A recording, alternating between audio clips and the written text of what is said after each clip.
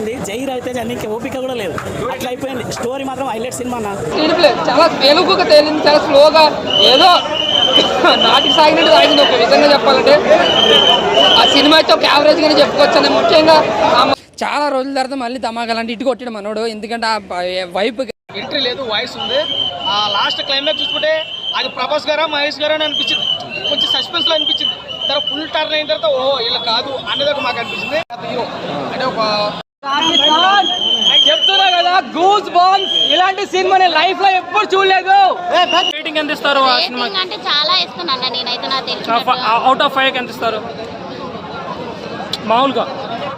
నేనైతే చాలా దాటుతుంది అనుకుంటున్నాను. మూవీ అంతా బాగుంది కానీ స్క్రీన్ ప్లే అంతా కూడా ట్రైలర్ ని చూసినంత ఎక్స్పెక్టేషన్స్ పెట్టుకుంటే లక్ష్మీ నరసింహ హనుమాను ఆ రేంజ్ ఉంది సినిమా. అలా కంపేర్ చేయలేము. కంపేర్ చేయాల్సి వస్తే టూ మెనీ క్లాసిక్స్ ఉంది, టూ మెనీ ట్రాక్స్ ఎక్కువ పెట్టారు. సో చాలా కథనేం ఫస్ట్ నుంచి ఏదైతే పెళ్లి చేసుకున్నారో అదే జరగకూడదని కోరుకుంటా ప్రేక్షకుడుగా. కానీ ఆల్రెడీ ఎవరు వచ్చినా ఆ ట్రైలర్ ట్రేజర్ ఎక్స్పెక్ట్ చేయకుండా ఏదో సినిమా చూద్దామని వస్తే కనుక ఏదో చూసి వెళ్తారు అంతే. అని సినిమా యావరేజ్ మూవీ అంతే. Thank you.